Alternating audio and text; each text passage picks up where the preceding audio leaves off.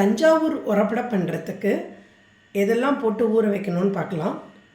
1 cup புழுங்கல் அரிசி, 1 cup பச்சரிசி, 1 கப் கடலைப்பருப்பு, 1 கப் துவரம்பருப்பு, 1 கப் உளுத்தம்பருப்பு. உங்கள்கிட்ட கருப்பு உளுத்தம்பருப்பு இருந்தால் சேர்த்துக்கலாம். நான் இன்றைக்கி வெள்ளை உளுத்தம்பருப்பு தான் சேர்த்துட்டுருக்கேன். எல்லாத்தையும் தண்ணி ஊற்றி ஊற வச்சுக்கலாம். ஒரு 3 ஹவர்ஸ் 3 ஹவர்ஸ் ஊற வச்சு எடுத்துக்கலாம். டிஷ்க்கு மெயினாக கிறிஸ்பினஸ் கொடுக்க போகிறது எப்படி நம்ம மிக்சியில் அரைச்சிக்கலான்னு பார்க்கலாம். ஒரு 10 காஞ்ச மிளகாய் சேர்த்துருக்கேன். ஒரு ஹீப்டு டீஸ்பூன் சோம்பு, தேவையான அளவு உப்பு. இந்த டிஷ்க்கு எல்லாமே தண்ணி சேர்க்காமல் பவுடராக அரைச்சின்னு வர போகிறோம். ஊற வச்ச மாவை 4 ஹவர்ஸ் கழித்து லைட்டாக தண்ணி தெளித்து நல்லா கரகரன்னு அரைச்சி எடுத்துன்னு வந்திருக்கேன். இப்போ இந்த மாவில் என்னெல்லாம் கலக்கலான்னு பார்க்கலாம்.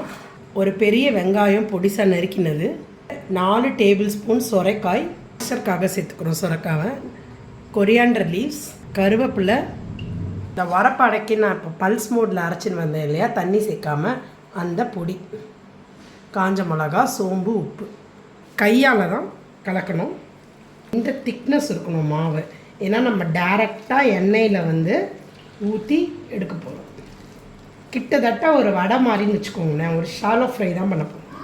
இப்போது ஒரு 4 கரண்டி எண்ணெய் விட்டுக்கலாம், ஏன்னா நம்ம அதை ஷாலோ ஃப்ரை பண்ண போகிறோம் இல்லையா.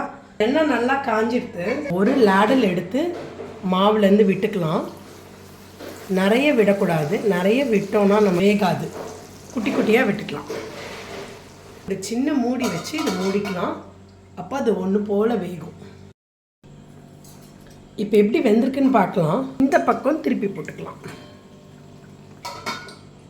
திருப்பியும் ஒரு 2 to 3 மினிட்ஸ் அதர் சைட் சிம்மில் வச்சு வேகட்டும். இப்போ எப்படி வெந்திருக்கு பார்த்துடலாம்.